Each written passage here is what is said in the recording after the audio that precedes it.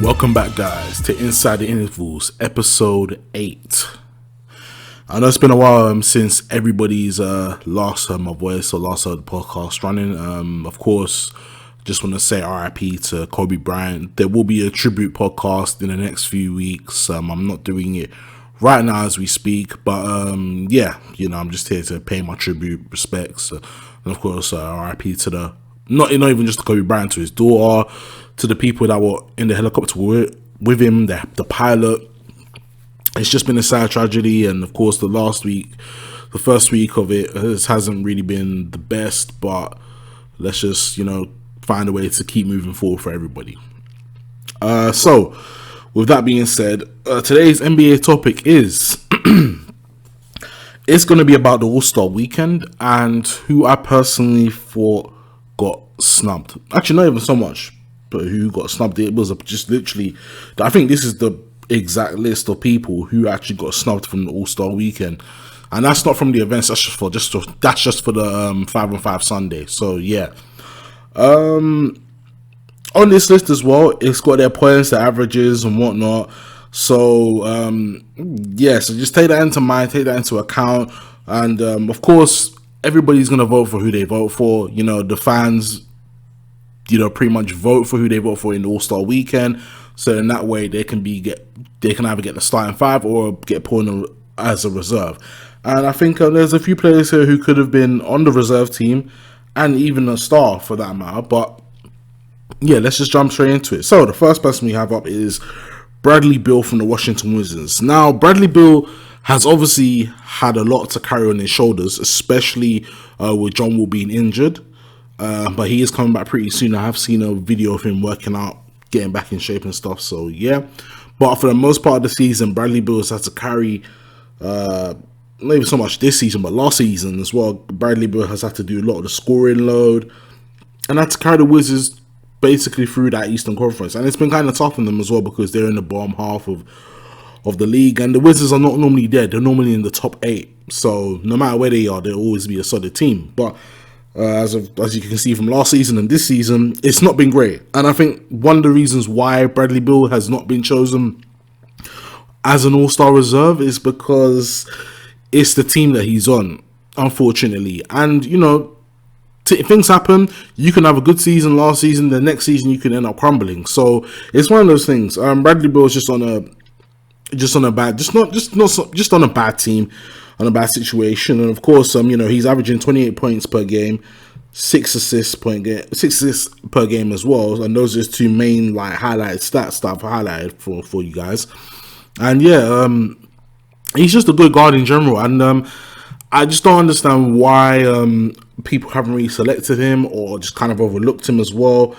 And it's just kind of crazy because obviously, when it comes to All-Star Weekend, for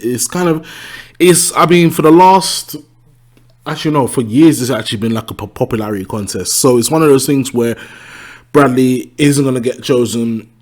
He's going to have to take a step back. He's going to have to take a step back and try and work his way around it. Of course, this is not the end for him or anything like that, so he doesn't have to look at this like he's taking it pretty hardly because he is an All-Star player, and I agree he is an All-Star player, but don't let that stop you from playing good basketball in general throughout the season. The All-Star Weekend is just one weekend, but then again, it means a lot to a lot of players just to be in that one weekend as well, so you have to take that into account as well. Moving on, we have got Zach LaVine from the Chicago Bulls. He is averaging 25.1 points per game, 5 rebounds, I should say, per game, and 4 assists per game. Now, Zach LaVine is kind of interesting because, of course, he's a slam dunk winner for the last. I think he's been for the last. Well, no, not the last year, but maybe the 2 years before that in a row, he was the slam dunk contest winner. And of course, everybody looks at Zach LaVine like, well, he's just got elevation. Can he do anything else? Well, if you see Zach LaVine, how he's playing now in the Bulls, he's developing his game. He's got a jump shot. He can dribble. He can shoot, attack the paint. He can do all those things. Plus, he can get a bit of rebounds. Plus, he's making some plays, getting some assists. So, why Zach LaVine is off the list of All-Star Weekend? I actually don't know. I really don't know. I honestly thought he'll be a good reserve. But again, it's the same thing with Bradley Beal. His team is not a contender. You know, it seems they're barely just they're barely trying to hit 500, and it's not been working out for them. But then again, the Bulls are making their strides, you know. But unfortunately, that's just how it is with All-Star Weekend. Like, if you're not on a good team that's striving, that is performing, then you are not going to make the All-Star team. It's just that simple. It is really, honestly, just that simple. Now, I get it. There are other players on the list who probably don't deserve an All-Star spot because even though their team is good, they're not playing that good either. So, and that makes perfect sense as well. Or they're probably matching the same stats as another person. But then again, that's just how it is. Like I said, the All-Star Weekend is a popularity contest, and that's just how it is seen to a lot of people. So, yeah. But with Zach LaVine, the Bulls are very fortunate to have him. I can definitely say that he is an All-Star. If he keeps playing like this, he'll definitely reach that All-Star. He's definitely reached an All-Star. He's going to be a superstar level, hopefully. But yeah, all I can say about him is more so just keep producing the same amount of numbers, or maybe just go with one season where you're really working on something, and then that way it kind of helps you boost your category. It boosts your stock, so then that way you can be put on the All-Star team. Next, we have Malcolm Brogdon from the Indiana Pacers. He's been averaging 17 points and 17 assists, 17 points and 7.4 assists per game. Now, with Malcolm Brogdon, it's kind of a weird one because his team he's on the Indiana Pacers. His team have actually been fifth for quite some time, and they've got a good record. So to see him kind of like not make it onto a reserve, I just don't understand that, because he's got the points, he's got the assists, he's been performing, especially with Victor Oladipo, who just came back from injury. He has been helping that team, play make, move the ball, shoot, attack the spacing, and just make better spacing for that team. I think the Pacers this year are going to be, whoever has them in the first round, it's a tough team, so let that be known. But I think the Malcolm Brogdon skill set, it's very intriguing, and it kind of makes me like, wow, he's really not on the All-Star team. But and he's on one of the top 5 teams in the Eastern Conference right now. So what do you do? Where do you go from there? You don't really know what to do with players like this. But yeah, and again, it's one of those things where not every player makes it on the All-Star weekend. So you kind of just have to, hope for the best that certain players do make it, and some that don't make it, well, we're going to have to find, I think the league should kind of find something else for them to tribute in All-Star weekend, because then again, it's just basically making the best players play with the best players, rather than the guys who are average or somewhat called average don't even get a chance at it. And maybe if they have a breakout season, they still might not have a chance at it. So yeah, it's just one of those things. Next up, we have is Jalen Brown, who is averaging 20 points per game, 6 rebounds a game, and 2 assists a game. Now, with Jalen Brown, of course, he plays for the Celtics. And with Jalen Brown, I honestly think, yeah, he should have been on the list on the reserve. But the only thing is that Kemba is starting in the East. And, of course, you've got Jason Tatum, who is also on the All-Star weekend as well. So one person out of 3 had to be dropped. Unfortunately, it was Jalen Brown. But I think he slightly had a bit of a better season for me personally, than Jason Tatum, or pretty much just the same. But then again, yeah, it's about the one who's most popular. And of course, Kemba's doing his thing on the Celtics. Jason is more popular than Jalen Brown. Nobody really speaks about him on the Celtics as much. And yeah, Jalen would have been dropped. But then again, when you look at his numbers, you look at the way he shaped his game and what he's doing for the team, what he's providing with, his skill set, yeah, is definitely at an all-star level. So, hopefully next year or the years to come, we can see him down the line being in more all-star games and just doing his thing. Like I said, if you're in a trio of a team and you're the third wheel kind of thing, you will be dropped, unfortunately, for Jalen Brown. But he does a lot on the court that I think people need to pay attention a bit more to. The next we have, which I think was one of the biggest ones, is Devin Booker, he is averaging 27 points per game, and he is averaging 36.8% from the 3-point line. Now, Devin Booker, great shooter, good offensive skill set, and I would hope to see more from him in the future. But I think the reason why, when it comes to Devin Booker not being in the All-Star team, it could be the lack of defense, and also he's on a bad team, just like Bradley Beal, Zach LaVine are. It's one of those things. Unfortunately, I feel sorry for the guys who are on bad teams, and they don't get the time of day. It's unfortunate. Guys like Devin Booker should be on the team, because he's just a shooter. Everybody's saying he's reminiscent to Stephen Curry, but yeah, Devin Booker's definitely got a long way to go. But at a young age, he's doing this thing for the Suns, and yeah, the Suns are not performing well. So of course, Devin Booker's not going to make. He's not going to make the cut. I think averaging 27 points per game is pretty much close to superstar level in terms of like scoring. But then again, it comes down to all other categories. But I do think he did get snubbed. I will agree on that. It's just you have to look at other areas as well to say, well, this is the reasons why, probably why he got snubbed.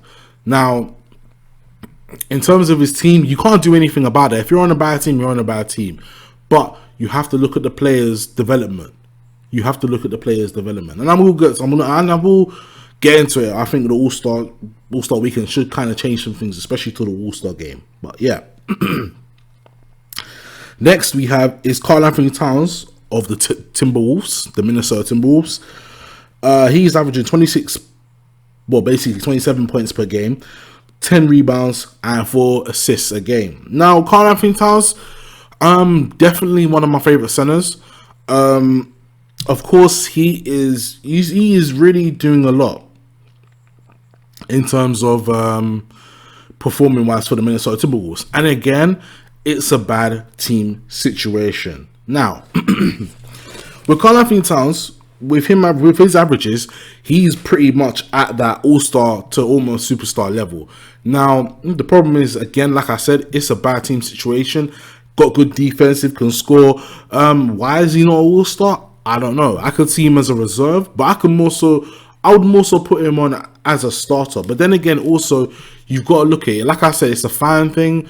So when it comes to the fans voting, it is a real big popularity contest. I'm actually just repeating myself in this podcast because this is what it is for a lot of these players. And I feel sorry for them because a lot of these guys are deserving of the title of being an all-star. So I think the league needs to kind of focus on who's actually performing on what team and why should they make a slot, But yeah, then again, like I said, KarlAnthony Towns, the way he's moving, the way he's playing, it's just his team situation. You can't really do anything about that. The rookie, Ja Morant from the Memphis Grizzlies, he's averaging 17.5 points per game and 3 rebounds a game, also with 7 assists a game. Now, Ja Morant, I think he's definitely going to take Rookie of the Year. And he's coming to the league very strong, very explosive, has a really good bounce, also good on defense, good rebounding, good playmaker too. Of course, I think on that team, him and Jared Jackson Jr. are definitely going to be a duo to look forward to in the future. Now, going on to him making the All-Star team, yeah, I feel like he should have got his time. And especially that he's been one of the most really popular rookies in terms of, doing what he's doing. I definitely could have seen him being on the All-Star team as a reserve. Now, his team, he's on the Memphis Grizzlies. Their team is the 8th seed right now. They're not doing too bad. But then again, it's also about looking at, where are they in the standings? And they're 8th. They are honestly 8th. And I think if you're 8th and below, be prepared for a lot of your players. Be prepared for your star players or your so-called all-star players on your team to be snubbed. It's just one of those things. It really is one of those things, unfortunately. But yeah, Ja Morant is a rookie. Then again, he could have got that all-star weekend experience. Hopefully, I'd like to see him in the dunk contest because he has been pointing out for that. And of course, if you've seen this guy's dunks, watching it in live games, whether it's highlights, you definitely know what this guy can do. So, with that being said, John Morant, not all-star this year, but hopefully next year and the years to come. And last on this list, we have Paul George. Now, Paul George is a weird one because I'm surprised he's not a starter like his teammate on the Clippers is now, Kawhi Leonard. I don't understand it because I think personally that Paul George should be a starter, let alone a reserve. So, and he's averaging right now 23 points per game, 6 rebounds, and 3 assists. Then again, I guess you could say to most of his points and stuff, in terms of like his averages and stuff, it's kind of dropped.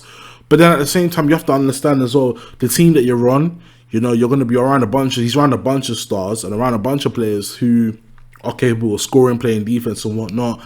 And so he will drop averages. But then again, his averages haven't dropped significantly. It's just one of those things. And I think if he was averaging maybe, 25 a game, maybe 10 rebounds, maybe 7 assists, he could get all-star, definitely. But as of right now, no. But I do get what people are saying. And this is probably one of the most least ones, to me personally, that I understand why he's not an all-star this year. But at the same time, I could see him as a reserve, most definitely. So yeah, like I said, with all these lists and choices, this is where it is. This is where it is for a lot of teams. They're either in bad situations, the players are, and the teams are not in good positions to do anything. So it's one of those things where I think the league should kind of focus on like top 3 players or top 5 players on a team.